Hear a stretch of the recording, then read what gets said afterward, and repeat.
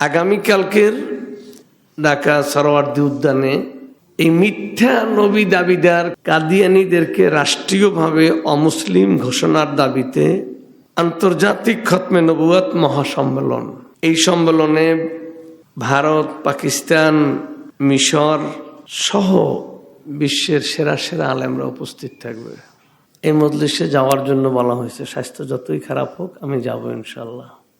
Bangladesh Hezbollah Jamiatul মুসলিহিন মুজাদ্দিদ জামান হযরত কায়েসাম হুজুর রহমাতুল্লাহ আলাইহির নীতি ও আদর্শে ইত্তেহাদ মাল ইখতিলাফ নীতির ভিত্তিতে সকল কলেমাওয়ালাদেরকে ঐক্যবদ্ধ করার কাজে নিয়োজিত হয়ে আপ্রাণ চেষ্টা করে যাচ্ছে।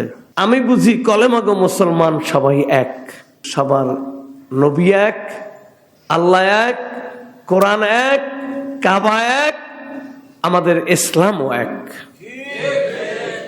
সুতরাং আজকের এই জুমার মজলিস থেকে আমি এটিআর.টিভির মাধ্যমে দেশের সমস্ত মুসলিহিন ভাইদেরকে জানিয়ে দেব যে আপনারা যথাসম্ভব আগামীকালকের আন্তর্জাতিক খতমে নবুয়ত মহাসম্মেলনকে সফল করার জন্য কাদিয়ানীদেরকে রাষ্ট্রীয়ভাবে অমুসলিম ঘোষণার দাবিতে সরোয়ার্দী ময়দানে সমবেত হন।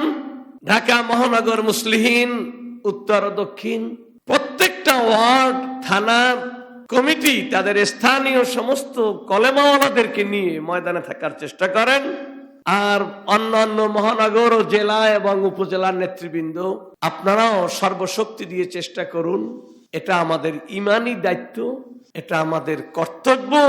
রসুল পাকের কেউ অস্বীকার করে মুসলমান দাবি করবে আর আমরা চুপ করে থাকবো, এটা অসম্ভব।